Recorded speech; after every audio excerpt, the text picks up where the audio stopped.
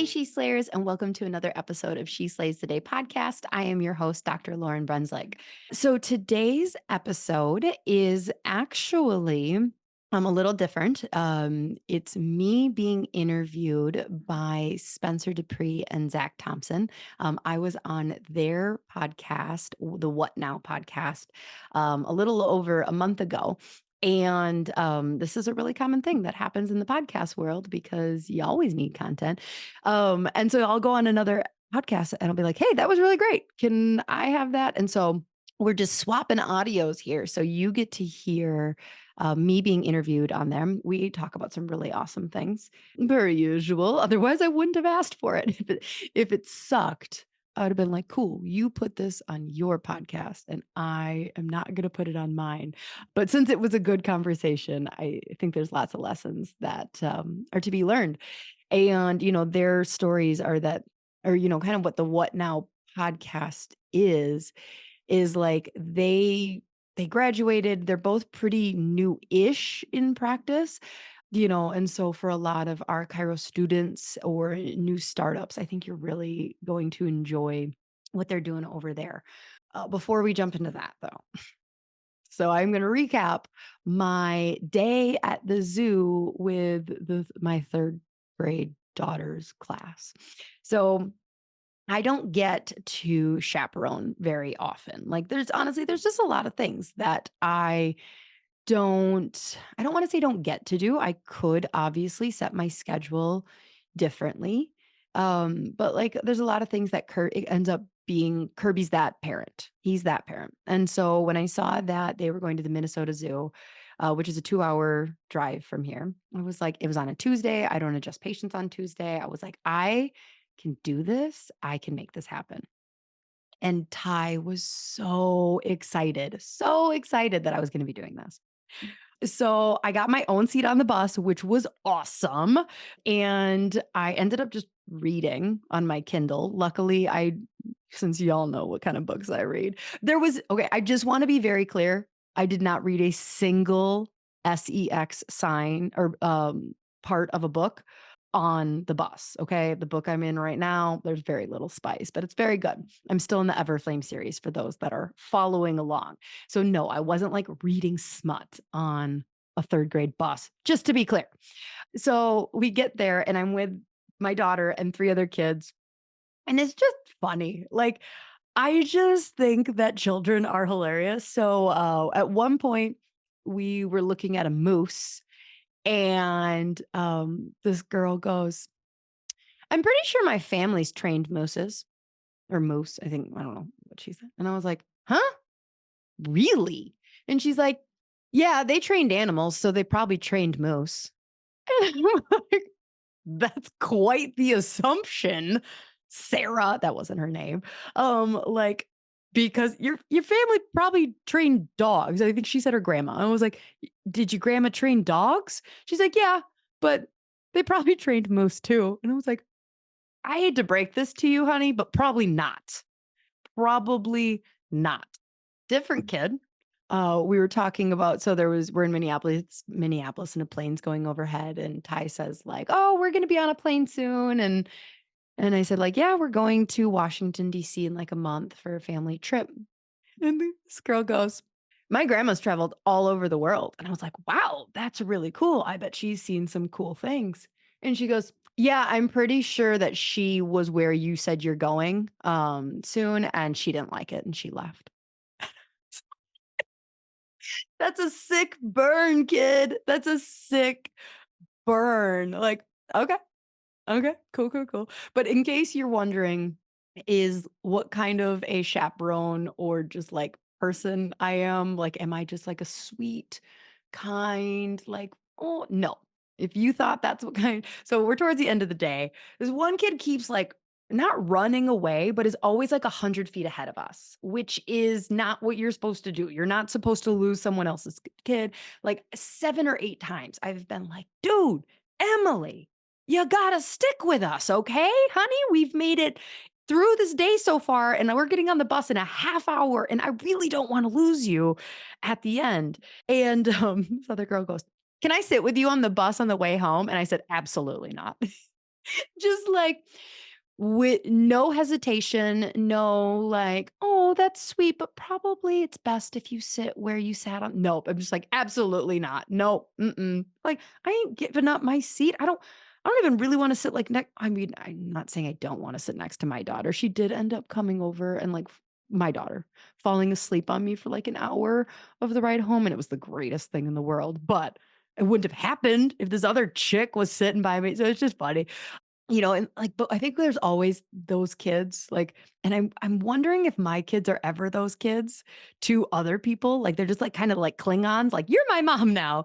Like this happens at when we'll go to an all-inclusive and like this kid is just like, what are you guys up to? Like, where are you from? And we're like, where's your parents?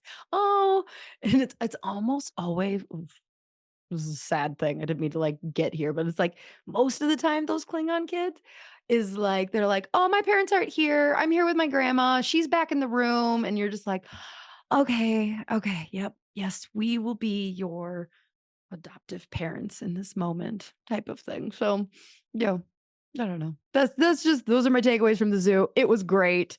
I made a bad choice. They all brought their own money, and I let them buy slushies. So things really took a weird feral turn after the slushie kicked in. So okay. Today's hosts, I'm not the host, I'm the guest, are Dr. Spencer Dupré and Zach Thompson, also doctor. And their podcast, What Now, is a journey of chiropractic. And so it's as they blaze a trail in the world of chiropractic with their cash-based practices. It's not your average business podcast. What Now is a raw, candid exploration of building a practice from the ground up, unfiltered lessons, and the best guest appearances in the profession. Hello. You can expect behind the scenes access to triumphs and challenges of launching a cash based model, honest insights on patient care, marketing, and navigating the patient practice landscape, and practical tips and actionable strategies you can apply to your own journey. I don't know. It just cut off at O. So we'll have to figure it out. So let's take a deep breath and pray and get into it. Dear God, thank you so much for these candid conversations that happen over in podcast world. I think that podcasts are such a critical point in breaking down this external, thick, macho exterior that so many leaders in life like to protect themselves with, this armor of um, no humility or vulnerability. And I just love anybody who is also on the same journey of trying to pull the nuggets, because so often those people who guard themselves, they have such great lessons to learn, and it may not always be the lessons that they want, like that they're showing up with the intention of teaching. And so I just love people who are willing to put themselves in that position, people who are willing to ask the hard conversations, and the guests, or the audience that is willing to show up and listen each week. So do with that what you will, God. Thank you so much. In your name we pray. Amen. All right, crew, here is my conversation with Spencer and Zach, two chiropractors just doing their thing in life and being awesome. Enjoy.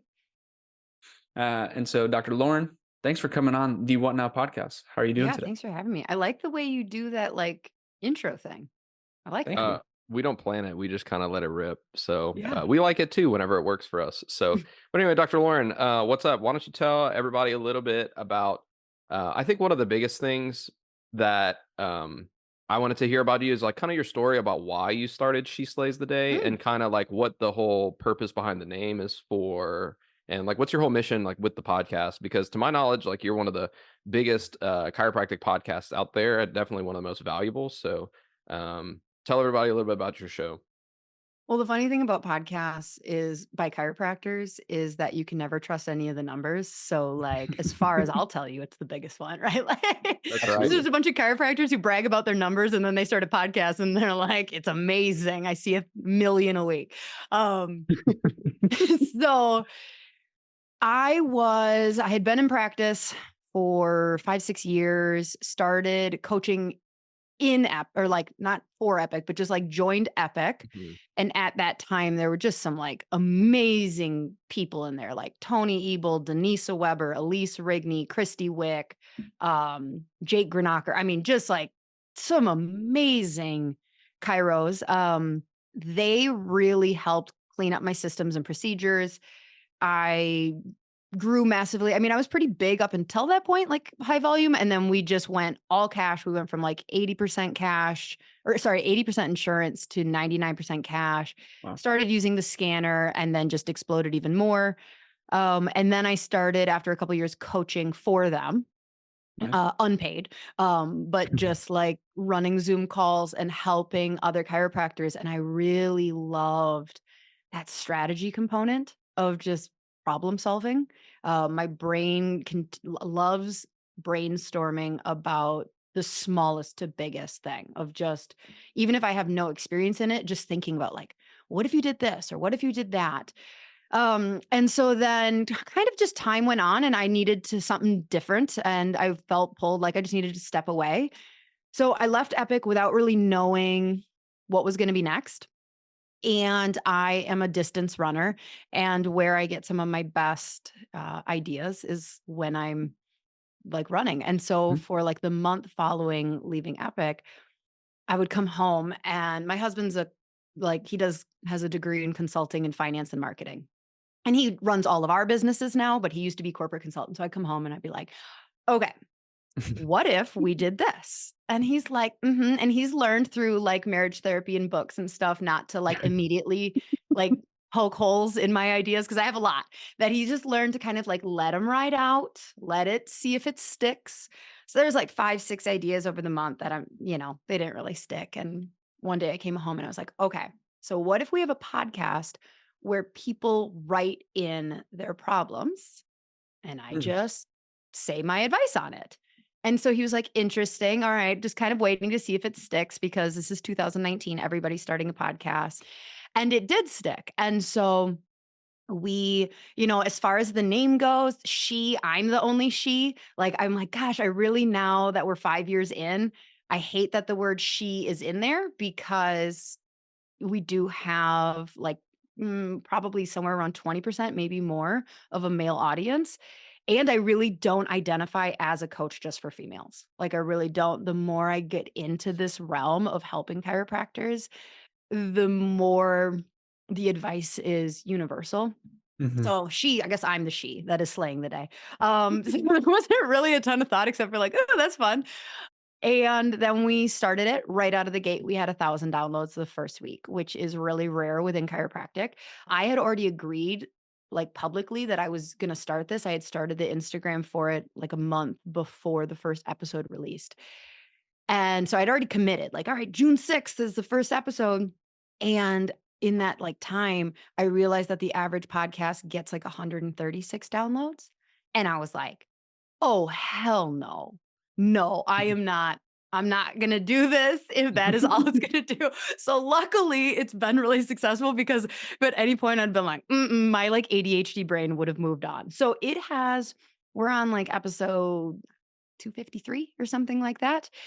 We've switched platforms like 3 different times now of where we're hosting. So to give Mhm. you an exact number of downloads is really difficult. We're somewhere between 450 and 500,000, I think. Wow. Dang. It's just not like in a nice little thing because you have to like go and look at.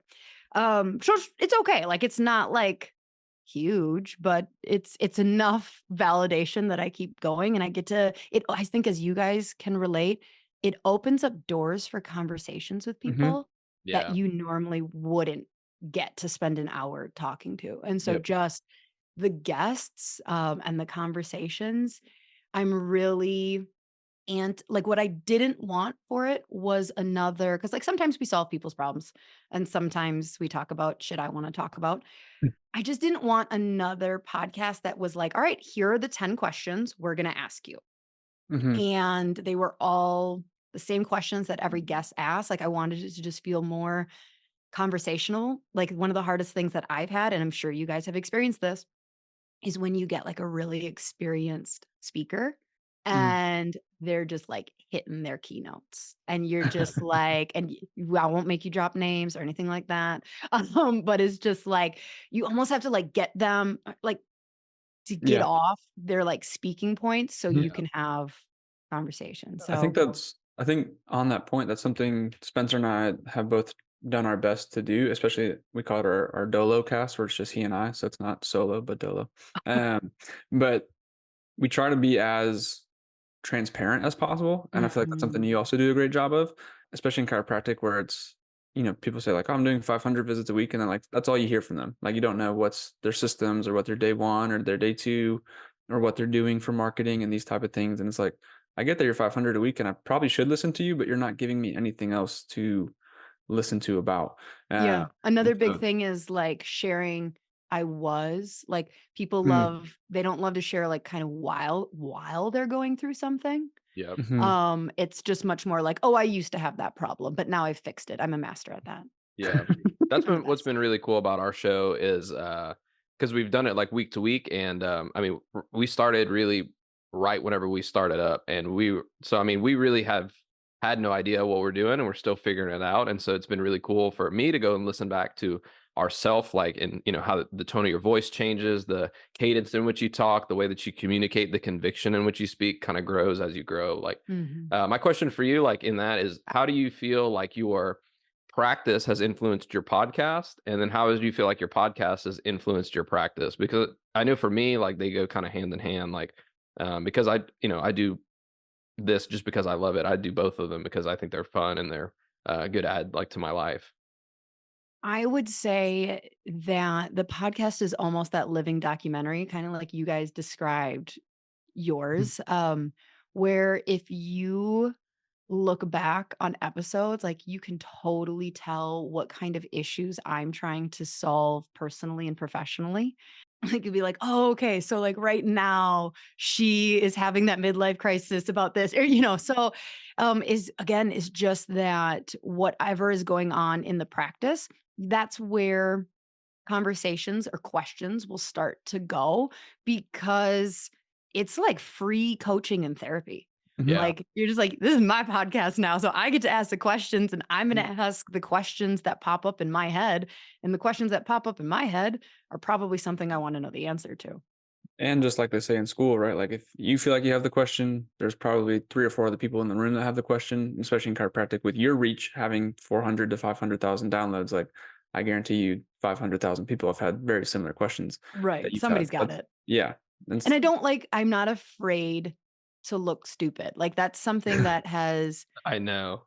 that has definitely, happens in the podcast, but then also in real life. Like, I feel like so much of my story has been shedding an ego of, like, I need to have all the answers for my patients to respect me, and Mhm. then that could have easily snuck into the podcasting world of, like, I know everything, and and just not being afraid to be like, "Hold up. Wait, can you explain that again? I still don't get it. Can you give me an example?" And like, again, your listeners are really helpful or happy that you're doing that because they're like, yeah, that didn't make sense to me either. That's awesome. That's awesome. And so with that, kind of diving in a little bit more, what have you've grown quite the personal brand. Mhm. And with that, how have you also, built the podcast? You have two practices, correct? Mhm. Two practices, two kids, a husband. You're now doing coaching as well. Like, where does that drive come from? Like, where did you innately discover like what was going on? Okay, I think there's like 3 or 4 questions in there, so I'll try Yeah, I'm and sorry. I'm sorry. answer which one. So, I have set up so personal brand, not personality-based clinic. And that was a big Mm, thing that if you are a solopreneur right now in your practice, whether you like it or not, you're probably building a personality-based clinic. So, that was kind of one of the first hurdles I had to overcome in order to gain a lot more freedom was like my practice needs to function if I'm gone for 2 weeks on vacation, or like if right now I'm working 2 full days and 1 half day, but that's only be normally it would only be 3 half days. But we're just waiting on a doc to come work for us. So like normally I would just be there because 3 afternoon shifts a week because that's what I want. I am not super productive from like 2 to 5 when it comes to computer work. So like where I love finding that extra like juice in the squeeze is in adjusting. Like show up and I'm like, all right, this is fun. I just get to adjust people. So I love those afternoon shifts and they're there right now because that's what's serving me. But first, I had to make my practice, I had to break that personality based practice so that you wouldn't have patients being like, oh, well, when is Dr. Lauryn here? Like, I really prefer Dr. Lauryn because as the owner, you're always going to have to overcome being the one. I mean, for the most part, unless you're a major dud, your patients like they see you as the owner and people associate the owner as the best and people want the best. And so it's something that is most practices are going to have to overcome at some point. And once you do, then it's fine. Like once you kind of train your patients. But like, so that was kind of the first thing. So then I said, like, I don't adjust a ton. I have a lot of free time that allows me to focus on the podcast because it is really time consuming.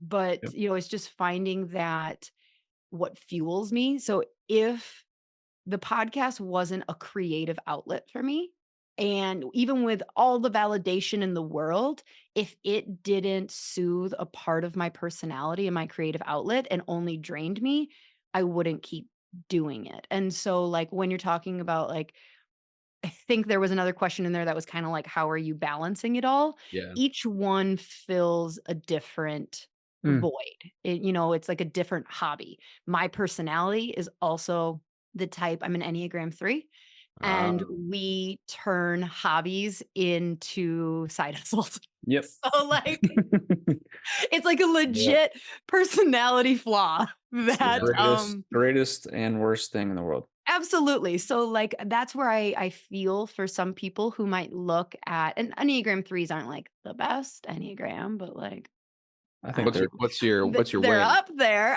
think they're But like I feel like if you're like an Enneagram 9 or a 6 or any other, and you just like look at someone who like you're just like, oh my gosh, it just comes so natural to them.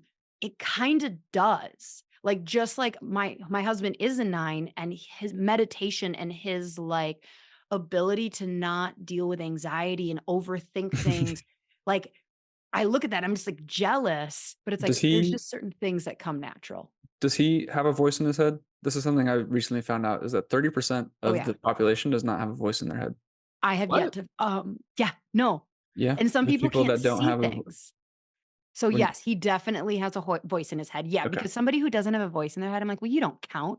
Yeah, Like you that don't doesn't have make negative sense. self-talk all day long. Lauren, Yeah. what's your wing on your Enneagram? Are you the 4 or 2?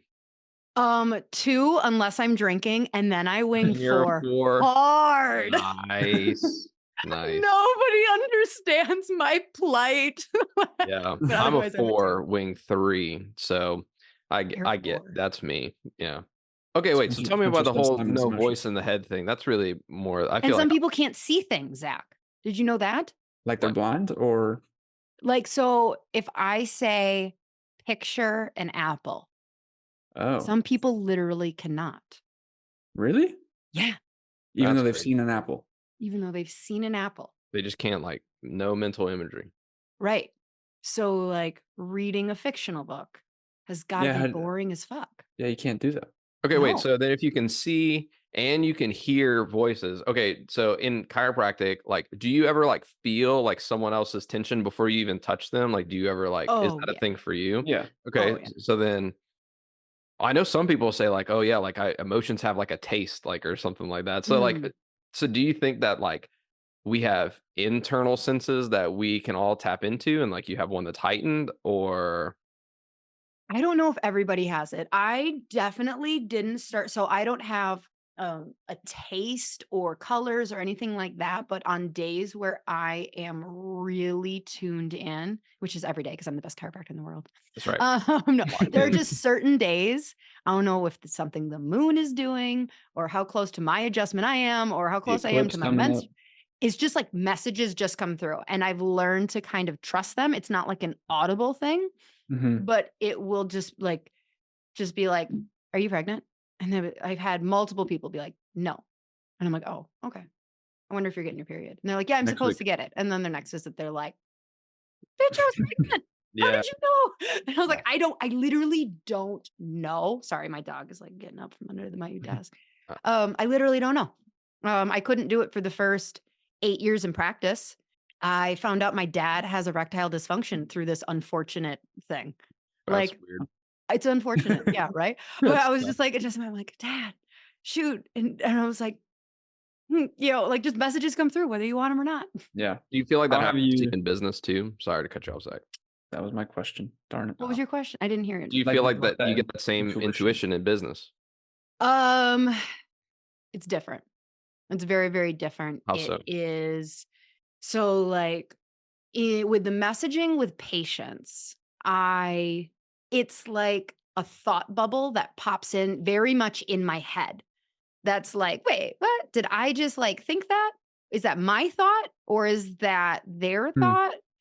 And I've learned to start asking the questions because they're not always like I said, even with like the period example, it's not like sometimes it's like, are you pregnant?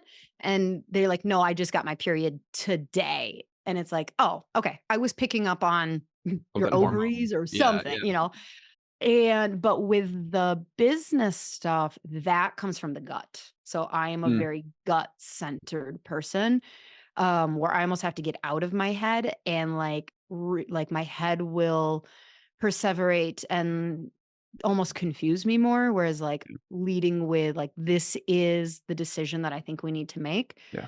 And that's really gut led. So are you with being gut led, I assume you're with also Kirby being more consulting and having the degree in business, he's probably very much by the numbers. We make decisions based off Mhm. numbers, and you're very much like, well, my gut is saying this. Yeah, you're gonna be a really good husband. You picked up on, one of our strifes because he takes it personal. Like, Yeah. he has, like, the logic and, like, the data and I'm like, "Yeah, well, no offense, but I don't really care that the data says this is wrong. This is just what I feel is right." And he's like, "But this is supposed to be a 50-50 business." And I'm like, "Well, sorry." Well. Yeah, you'll And think I'll do. have you noticed with that over the last 14 years, how long did it take you to really trust that gut? Because that's something I'm at least currently learning to do is trust more of being that Enneagram 3, where I'm like, okay, I need to trust my gut a little bit more and not go based off numbers as much. Because when I go off my Mm. gut, one, I feel better about it, but I also trust it more. And so is that something that you've had to build over time, or was that something It's that a you great just question. So, by the way, just like podcast, does it make you feel really good when someone says that's a great question? Yeah. Like yes. anytime I ask a question and my guest says, "Oh, I love," it was like, there's this part of me that's like, "Yay!" Anyways, that was a legit good question, Zach. Thank you. Thank you. So I didn't start trusting it until I realized that impulsivity is also something that I really struggle with. Yeah. So when I make the best gut decisions, very rarely is it in that moment. Like, Right. so sometimes a decision has to be made like in the moment. But where I have learned is like when I have a moment to reflect and talk to Kirby, hear what he has like to add. And like a lot of times I do actually listen to him type of thing. Do want to clarify, depending on who it is, I may consult if it's more podcast thing. I have different people within chiropractic that I might consult. If it's a decision for our practice, I'm touching in with like our lead CAs and my Mhm. senior associate. And I'm just kind of gathering other people's 2 cents and just giving it a bit of time. And sometimes a bit of time might be 24 hours. Yeah. Sometimes it might be a few weeks. I've had things that have taken like a year plus to really work themselves out before I've like some of the stuff that we're doing in our practice right now. I was sitting kind of uncomfortably in this gray area of stewing. I would have called it indecisiveness, but just things needed to kind of fall into place more. And then when the gut says you have all the information, now you can go. Now I'm very aware of like when the green light happens. Would But you like it's a mind? struggle with like God too, because I feel like Yeah. everything in our timing as entrepreneurs, Yep. like we have a problem, we want to solve it right now. Mhm. And like our timeline as humans is just so short and insignificant. Like honestly, even imagine being 85 years old and looking back on your career and being like, but do you remember how year like 10 through 12 we were not profitable at all and we couldn't grow? Like Right. when you're in that, it's Yeah. just painful and it feels so hopeless or like it's never going to end. But then like you look back even at 85 and you're just like, oh, it was a blip. And, and I feel Yeah. like God is just the same thing where it's like, I know you want to take action right now, Yeah. but girlfriend, you haven't even met the person. Like you don't even have all the information yet. I have two questions based off that, but I'll do better asking one at a time. So with that, can you provide an example? Like you mentioned, you had a couple things going on over the last year that you were really stewing on. What was one of those things, if you wouldn't mind sharing? Yeah, no. So for the first 8 years of practice, we were chasing $1 million clinic and high Mm. volume. 1,000. We were chasing as many people. I didn't necessarily want to see. I didn't know if I want to see 1,000 a week. I don't know. I don't know what will make me like a worthy enough chiropractor, right? So you've got like these like get to high volume and then so see as many people as possible and get to seven Yeah. figures. And we did it, not to 1,000.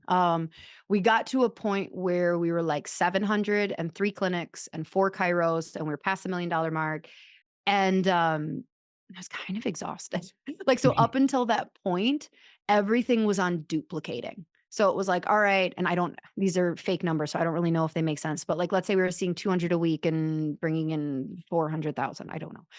And then so it was like, okay, well, I want to make more than that. So I need to get to 400 a week. And so we get to 400 a week and we're not to 1 million yet. We're at like, 750. And we're like, okay, well, yeah. And so like everything was on just like increase patient volume to Hmm. increase the revenue. It without much assessment of like how many people it would take to run that monstrosity of a clinic. Like, no, that's not meant to be offensive to anybody who has multiple clinics and 5 doctors and 9 CAs. It's crazy.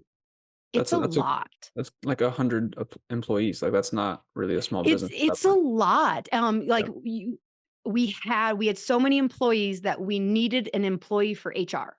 Yeah. Like that is when you get to that Yeah. point, you're kind of like, so I'm paying someone like 50 grand a year Hmm. to manage the employees. And like, so you kind of get yourself, you can, as a cash-based family practice, you can really get yourself painted into this corner where you are revenue-wise making a bunch, but you're like, why isn't it in my bank account? Profit Like wise is low. profit wise sucks donkey balls. And so that's where we really had gotten to, where we're like, this is stupid. Now, if I loved managing that amount of people and I like still wanted 4 or 5 clinics, we could have made changes and then just grown from there. But like, I wasn't really like, there were just some big changes that needed to happen. And like realizing that I hadn't really asked myself what I want out of a practice. It was more of what would be impressive to other people. Yeah. Mhm. And so the last year and a half has been like, okay, what do I actually want? And what does that look like in profitability and OVA and how many hours I'm working and how many doctors I have and how many CAs I have and just a lot of those questions and like thinking through it Right. that way. Yeah, that's Right. a big lesson that I've learned with my coaching with Steph Wigner is like about that. Like everybody thinks like the golden goose is like 1,000 a week and $1 million, but really, dude, whenever you divide it up, you're like, that's like $18 an adjustment, and I don't like it cost me more like from that than lunch, and Mhm. so And a that's haircut. crazy. Yeah. And a haircut, yeah, my haircut's way more than that.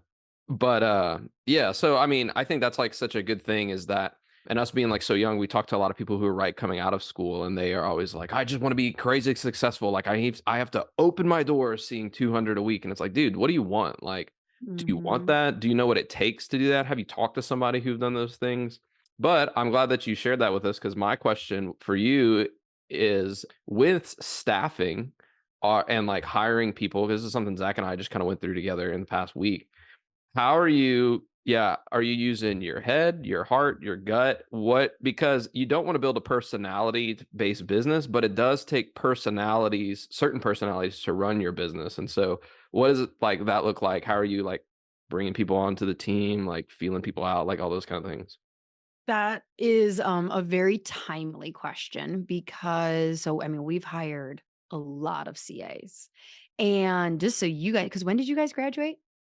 April 2020 22 and December Okay. 21. So like the last since COVID. 2 years has Crazy. been, yeah, has been wildly different hiring and retaining CAs and associates than prior. So like you guys don't know any different. Oh, I'm feeling so like old and wise right now. Like when a Cairo talks about the Mercedes 80s and I'm like, yeah, cool. I wasn't around. Yeah. Well, I mean, I was in diapers, but Like so my favorite meme is like, my biggest regret in life is in 2006, I didn't buy a bunch of houses when I was in 4th grade. It's like, Yeah. exactly. So part of our profitability crisis was realizing that so even though we were using SCAD and trying to automate as much as possible, there's also this like customer service, right? Like within the Mhm. pediatric, we're just like Disney customer service Oh, for your man. patients, right? So like, just we would like talk at our annual meetings about how like what is above and beyond. And above and beyond means like you're helping that mom carry her kids out to the car and holding an umbrella and then you whip stickers out of your pocket and like that is above and beyond. And like anytime that my employees can execute that level of service, they know that that's what we want. But when you have 3-minute appointments, 2.5-minute appointments, Yep. there's a lot of people coming in. Mhm. And so what ends up happening is like you can't be the one, like you're focused on giving high quality healthcare. So then you kind of lean into the CAs to make up for like the customer experience. But there's a lot of people. If you have a 15-minute appointment, you can have one CA Yep. deliver exceptional above and beyond service a lot of the times. If you've got a 3-hour shift where 90 people are coming through, Yep. you need 4 CA. And if you're running scans, Oh, dude. Right.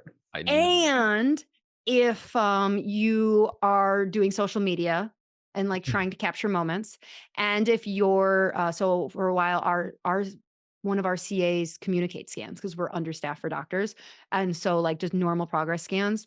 Our CA who's been with us for 7 years communicate scan. So Mhm. like she was functioning and doing half intake for a new patient. So like we had basically like the equivalent of like a nurse happening, a scanner happening.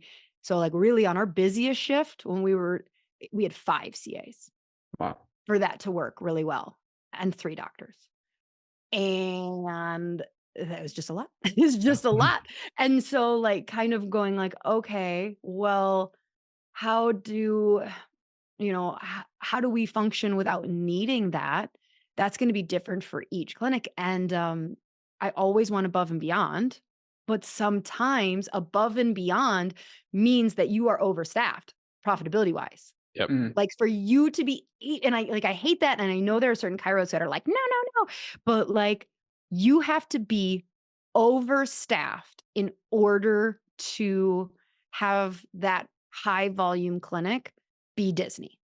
Like Mhm. you just Yep. do. And so it's realizing where like, okay, so maybe text messages don't get answered Right away. within 2 minutes of Right. somebody texting.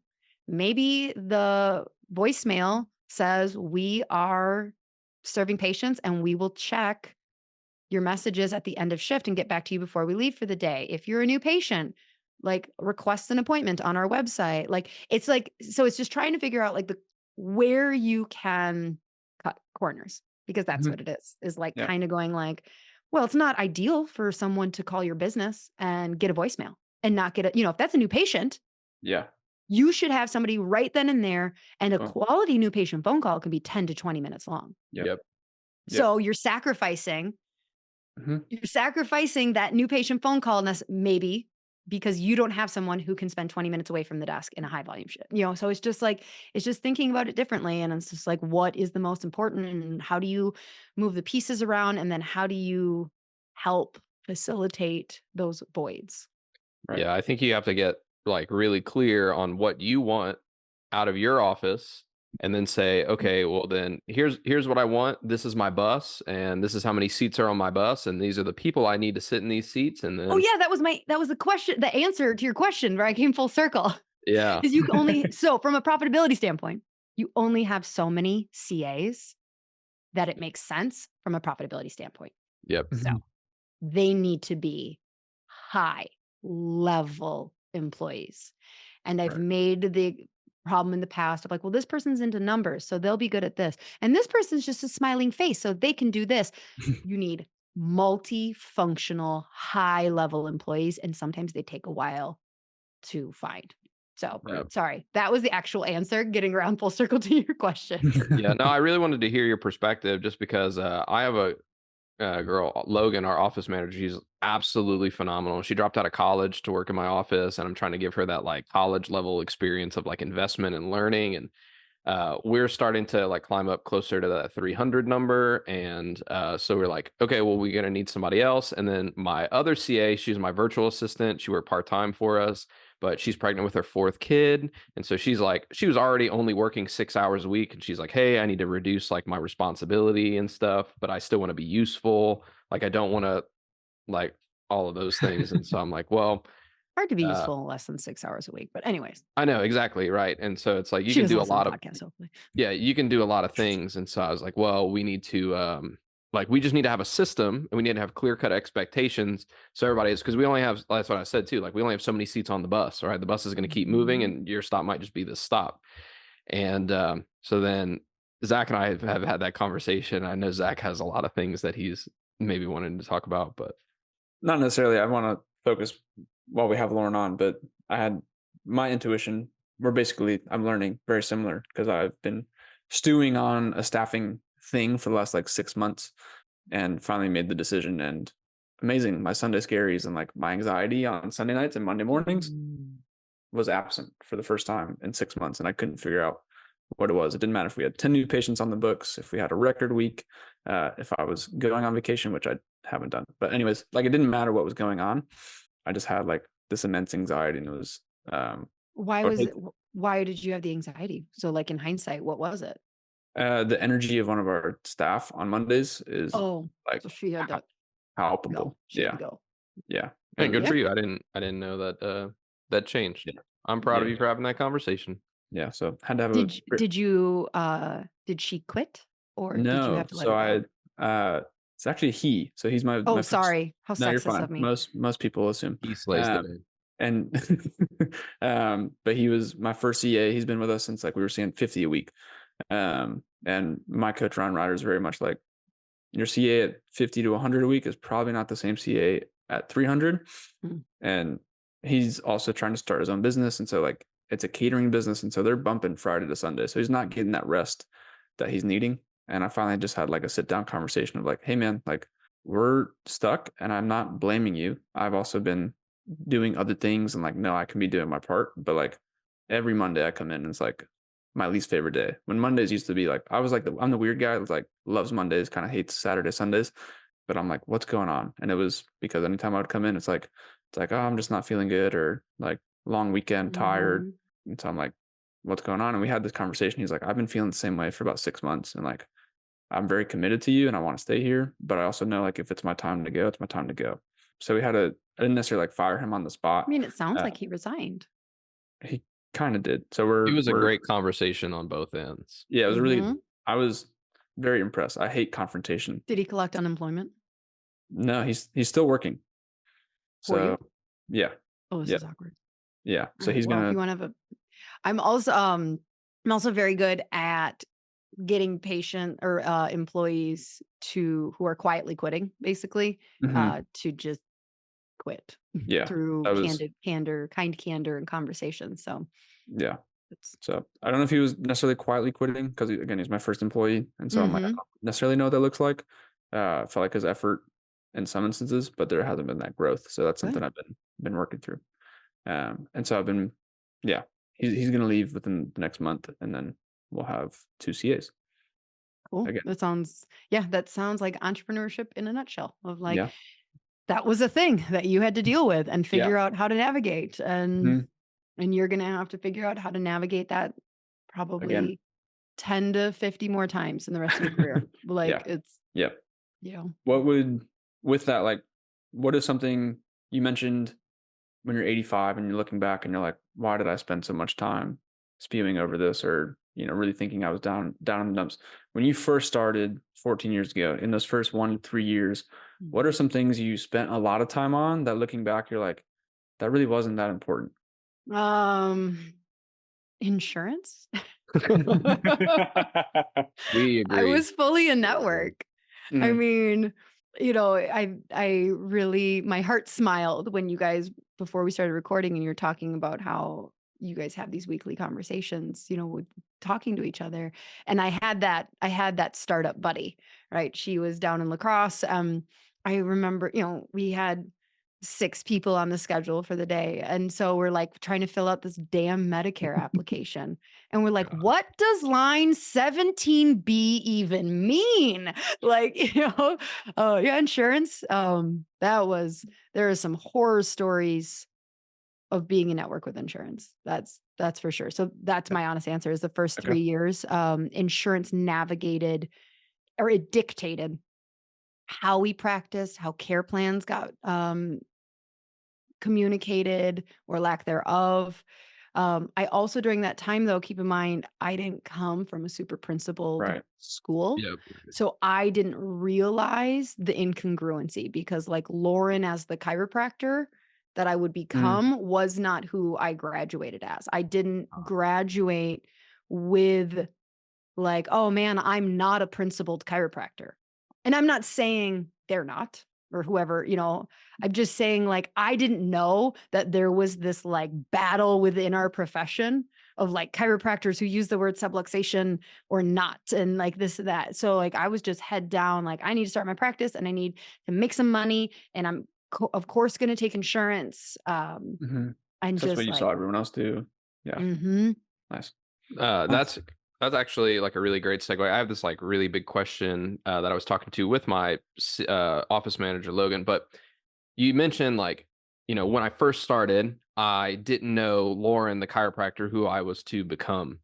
Mm-hmm. And I feel like there becomes like this really pivotal time where like God gives you the opportunities. He's saying like, hey, look at this new door. It used to be locked and now it's open for you, right? You just have to turn the handle. But it's for us to like take that step through. And I talk about it all the time, these like evolutionary points, these like quantum choice points, like where your whole life can Mm-hmm. change around it. What are some of like those internal signals that you feel, or some of the things that you notice in your life where you're like getting that prompt to take that, like, hey, it's time for you to take the next step. It's time for you to level up. This is an evolutionary time. What do you feel like that? Well, I'm very stubborn and a very slow learner. So when it comes to this, like a lot of times it will be I'm stagnating in practice and I'm doing all the things, air quotes, right? yeah. But we have to remember when we answer that question that God don't give a fuck about your bank account. That's true. He gives 0 fucks. And most of us, that's like everything we care about in our practice, besides like, yes, helping people. So like most But of they're us, directly related, which I think we often forget. It's like, right. more people you help, typically the bank Yeah. account should be better. So like most of the time where like God has really needed to like knock me upside the head and be like, there is a bigger picture quantum moment for you. It wasn't like, so you can now 10x your practice. It was like on a personal realm Yep. and like, or a relationship realm with my husband or my children. Or, like a lot of times it was a personal thing that then was going to play out in my practice. And so because career and practice numbers are like one of the biggest ways that I'll start paying attention if there's not growth. There's a lot of sneaky ways that like I may not pay as much attention to, but like we stop growing as a business and I'm like tuned in. And I'm like, what is going on? What's this? We start making moves, we start making changes. But again, in that scenario, my focus for months is going to be on like, how come we're not seeing more people? How come the numbers are down? How come this? And it's not from this, like, what lesson, like, is this a moment where I need to go inward and see how I'm showing up as a leader and showing up as a human?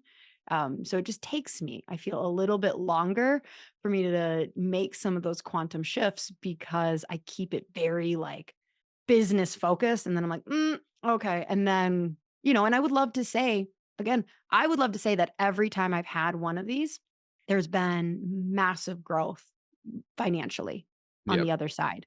Mhm. I'm going through kind of a third one right now-ish. I mean, again, like RMP3. since for like the last, 2 years, a year and a half, and I'm so at peace with some of the things that we're doing and some of the pieces that are clicking in. I can tell you the previous two, there was massive like I did the inner work, and then yes, there was like abundance, financial abundance and patient abundance and all like vacations and all of this stuff. But again, I don't know that anybody should go into that level of interpersonal work with that being the The hopeful goal. outcome because Mhm. Oh, like God money. doesn't care. That's good. God doesn't care. That's Like good. there may just be a lesson that you need to learn and you're stagnating. And on the other end, you might make $50,000 less a year. Mm. And he's like, okay, whatever. And Yeah, I'm like, whatever. Who cares, right? but you're a better person. Yeah. Lauren, aren't you happy? So Right. That gives me kind of What some insight into Zach, just because Zach is the 3 as well. Like you guys have like that same personality type. But me, like being the 4, like every time I see like things not move in the business or anything, I never be like, okay, well, what system is broken or what am I not doing? I mm, always am like, okay, well, what's wrong with me? oh no. Like that's my I'm like, 4 that where's the comes out. bottlenecks? Where's like, Yep. I started looking, and we've been stuck at like at 135, 149 for mhm. so long, like probably 6 months, and it's been Do you extremely know what frustrating. your PVA is? So like, PVA, yep, it takes me a second. I have I don't think it's dyslexia, but like even working out, like I'm I not get an sets audible and alert. reps kind of messed up Yeah. sometimes. But PVA we're at about 32, Okay. So and yeah, it'll you be got to figure out how to keep your patients longer. You yeah. got to get that. And I only calculate PVA on an annual basis Okay. because it's just looking at it a month to month. If you had Yeah. low new patients, it's going to be super Mhm. high. If you Right. had, Yeah. but like 32 is good. But a cash practice, like Yeah. if you're insurance, then the average is 8 to 12. Right. But like for a cash practice and a family practice, like you're growing, Mhm. that's where I would look first of like, that should be double. And I don't like shoulds or this or that, but like that can be double.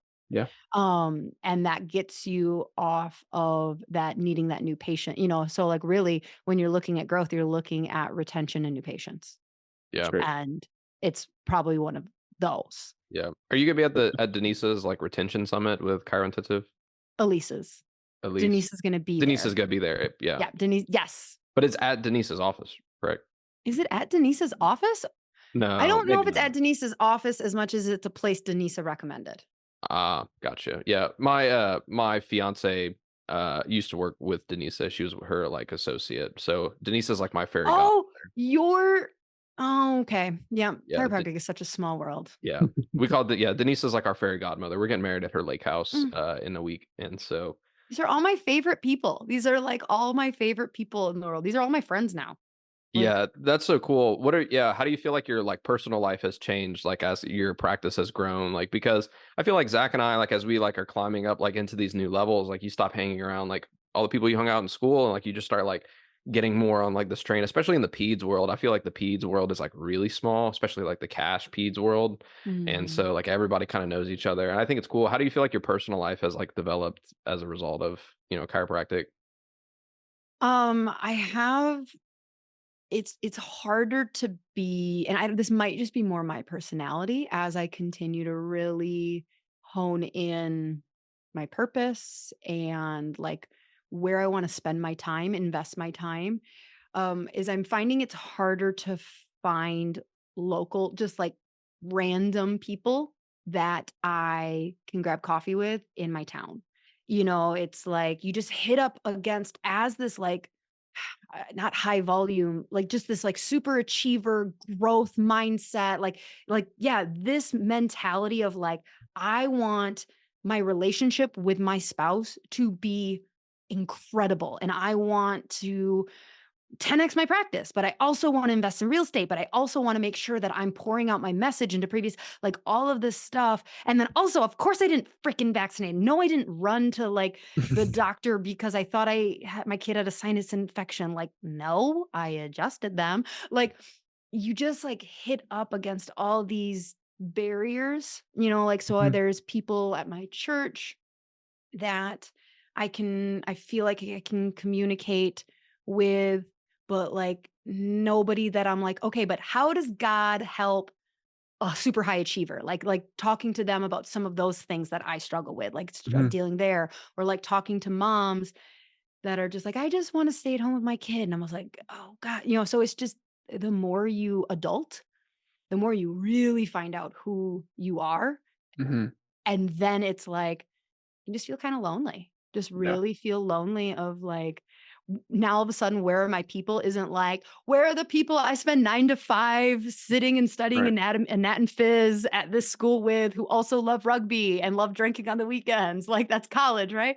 Yeah. Yeah. But then you like, just as you get older, all your preferences are like, I know but I don't really want to go on a vacation with that person because she just bashes her husband the whole time. Or like, there's just so many Yeah. different layers Yep. to adulting and friendships. That's it's hard. Yeah, that's what Yep. Kate and I were just talking about too. As we're growing, and now especially since she's moved from Denise's office like into ours, it's just been so much more like because I mean, she just brings other people in that. So now I mean we just work together. So we're trying to be like really intentional about that. But then we realized like, like for us to be around people who are like on the same track as us, it's gonna have to be we're gonna be Zoom calling a lot, or we'll have text Yeah. message friends, at least for now, Yeah. this season in our life. And then we'll have kids, and then we'll be friends with our kids' parents. Yeah. Yeah. That's where it's like, well, we're friends with them because we spend every weekend together at a soccer Soccer. tournament or Yeah. whatever. But yeah, you find those people that are like minded by going to those events and you're like, you care about this too. Cool. Mhm. Mhm. That's great. What would you say now? Like you're going through this third version, as we kind of joked Mhm. about, but what are things that you're currently working on as a CEO and a multi-passionate chiropreneur, as you've kind of coined the term? What are some of those things that you're noticing you're having to work on? Okay. P.S. Can we just have a moment for one of the funniest? I don't know if you listened to the reason I'm sorry, come back to that question in a sec. But you just said I coined that term. Did you by chance listen to the episode where I talked to the animal or the vet Cairo? Not It's yet. okay if you didn't. So there's this really funny moment where I'm interviewing someone on my podcast. And she's like talking and she's like creating a course for like animal chiros. And she's like, yeah, I call them my multi-passionate chiropreneurs. And I'm like, that's mine. And I was like half joking, but really not. And she was confused. And I got so many DMs being like, girlfriend, like picked the wrong phrase to use with you. So, anyways, thank you for saying that. Um, so what was the question again? Something about multi-passionate chiropreneurs. What are you noticing from a personal development side of things that you're having to work on? It's all comes back to self-awareness of realizing where my tendencies are. My tendencies are impulsivity. My tendencies are to add to the plate without subtracting. My tendencies are to like hold on to something that may not be working a little too long. And Mhm. then when I am ready, just to like be done with it and like burn that bridge. So Oh, I, exactly. so it is really like being mindful of like, okay, this is what my default wants to be. And then how do I just live life through the filter of that awareness? So like with impulsivity comes I have a lot of big emotions and I feel them fast. Okay, but knowing that there's like that's not healthy to like even honestly to expose my husband to. Like that's like of the safest space, but like you can't do that with employees. You can't do that with patients. You can't so it's really become this filter of like knowing like, oh, that's where I want to go, but like hold up. How do I actually present? Another thing is like I like to add without subtracting. Mm-hmm. And so, for instance, and I need a lot of validity. Like I need a lot of validation. I know that I struggle with like, have I proven myself to these other people? Like other people can just be so much more important to me than like my core people. And I'm like, yeah, yeah, yeah. You know, I love you. I want them to love me. Well, I know that now. And so again, that's included in my like little pasta filter now of like how I put things through life. So I got approached to speak at an event this September and I could have made it work, but it kind of bumped up against a trip that my husband and I were talking about going on. And like old Lauryn would have been like, we'll either do both, but then my kids would have been the one to kind of Mm-hmm. sacrifice that of like, because I would have been gone for a long time. My energy would be not ideal from that, from just kind of like burning the candle at both ends. Or I would have sought the validation and like of speaking on stage as more important and like, oh, we'll just do that trip another time. And so being able to go like, okay, that's what my brain is processing and how to make this decision. And then again, just giving it that time to reflect and go like, okay, do I need this? What do I need? And making that decision from a good heart gut place versus some of those default patterns. And then I tell myself I'm proud of myself of like, looking and going like, hey, you handled that differently. Like, good. Because again, I don't know if this is just my personality or if this is something, but like, it's really easy. Like, growth is just never ending with this Yeah. personal growth. And so, and like, it all is kind of like fine lines of the same core issue. Yep. So it's really easy when you've been doing self-work as a leader or a spouse or a parent or whatever for a decade, 2 decades, and then like something triggers and you go to that default pattern and it's really easy to be like, you're the same damn person. You haven't changed at all. You still did this. This is still you. You're never Mm-hmm. going to change. And so like I found that the noticing those nuanced ways that I handle a down week at the clinic, how I protect my employees from my energy, how I protect my tone when a mistake happens, how I attempt to not bring it home. I'm not so good at that one. But there's just awareness around it. So that's kind of the continuation is that there is no end, but just like continually being very self-aware of what your defaults are and how you want to show up differently. That's great. And I had to roll my eyes, not at you, but because again, same things. So Mhm. yeah, words of affirmation aren't necessarily like a love language; they're more of a necessity.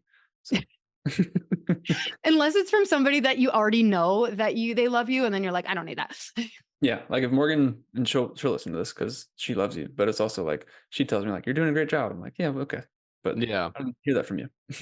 So I have found that I will accept compliments from my husband on my work. So like when he says, "Hey, I listened to that episode. You did a really good job with that guest." I'm like, "Aw." But like, there are other things that's just like, "You're just such a good mom." I'm like, "Yeah, yeah, yeah." That's not important. So I Coming guess I from need you. specific details. I That's need fair. more specifics from him. That's fair. That's awesome. That's awesome. Yeah. Well, as we kind of wrap up, we try to kind of close our show with this conversation every I time. do have before we go into our last We're good. question. I have a guest question, if that's okay, Yeah. and I want to read it so that I don't. It is Mm. from Morgan. It is Oh, from we do Morgan. have a guest question. Yep. You're And stealing her show. I know Morgan would like to know your favorite fantasy book recommendation other than ACOTAR. Okay. Other than ACOTAR, that's a good question. Is that the Thorn and Roses one? I Court of Thorn would and Roses. Yeah. say I really like From Blood and Ash by Jennifer Armentrout. And I'm then gonna there's shake a my head like I know prequel what you're to talking about. it. Huh? I'm gonna shake my head like I know what you're talking about. Yep, totally know what that is. Um, and then there's a prequel by the same author. I usually don't love prequels, but like this is really just a separate storyline. That there's a whole prequel to it that I also really, really love. Yep. Cool. That's my Awesome. recommendation to Morgan. Yeah. Awesome. So all the smut readers, That's your Hey, there is storylines in there. I've tried a couple just straight up smut books, and I'm like, there's no plot, there's no character development, there's no. So like, I do have some standards, Zach. Okay. Sorry. There may be only one or two Sorry to sex assume. scenes in 800 pages. Okay. I don't know what you're talking about. Caitlin doesn't. Well, then I feel bad for you, Spencer. You need to buy your wife some books. I know. Well, she might read them behind my back, and I just don't know. I just don't know. Anyway. But anyway, our closing question for our Anyway, guest. that's not your closing. What you do with every guest.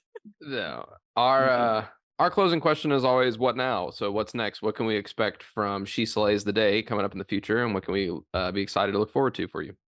I don't have a like specific thing of like launching November or whatever, but like where my head is at is like, I'm very happy with the multi-passionate chiropreneur. I love the group of chiropractors that I get to work with. It's a lot of chiropractors who've been in practice at least 3 years. They just kind of want more profitability systems, but doing it through the lens of like what brings them happy. So that's going great. Love it. We'll do our third year in 2025. But there is this space within chiropractic that I've been really called to, and I don't know how I'm going to show up for this group, but it is the associates. I think there is so much coaching, and there are so many programs, and there are so many things for the CEO, and that's awesome. That's awesome. But I think we have too many docs going into entrepreneurship because they're like, so am I a nobody? Like there's nothing for Yeah. me unless I own. I don't. And so I want to figure out how to create something for them that just allows them to feel seen in this profession and Okay. fulfilled, really fulfilled. And with that, I kind of say like with the multi-passionate chiropreneur, we're helping chiros get more profitability so they can start paying associates a little better, because that is definitely an issue that we have of like, underpayment. And so it's kind of like multiple wheels all kind of working together within the profession of like, but trying to help associates get that freedom, that financial freedom, and that creative outlet that they think only owning their own business will do, because the burnout rate is hardcore. So Yeah. I don't know what that's going to look That's like. huge. That's huge. Mhm. I think I've heard you and I think it was you and Steph talking. I wasn't sure if it was on your podcast or her podcast, but basically like how you have an associate who loves to travel, and you're like, make like an Instagram about all your travel or something like that. And you're like, that could be a creative outlet. So I think that's going to be huge. I think that's awesome. Yeah. Yeah, I think a lot of chiropractors don't know how to assess profit in their business, and so they just have all these problems, and they hand it off to the associate, and then they're like, dude, you suck. And that's not how it is, right? Your associate's a reflection of you. So Yeah. that's great. Awesome. Can you tell everybody where to find you at on Instagram? I'm sure it's hard. So Instagram is She Slays Podcast, I think is my handle. I think. I don't know. And then the podcast is She Slays a Day, and it is wherever you find your podcasts. Nice. Awesome. Well, thanks so much. Yeah, thanks so much for joining us for the What Now podcast. We look forward to hearing all the feedback and potentially having you back on for a 2.0 version. But other than that, let us know what you guys think. Definitely tag her as you post and share. And we look forward to the next episode of the What Now podcast. Peace. That's right. Be sure to follow us on Instagram at What Now Chiro Podcast. Peace.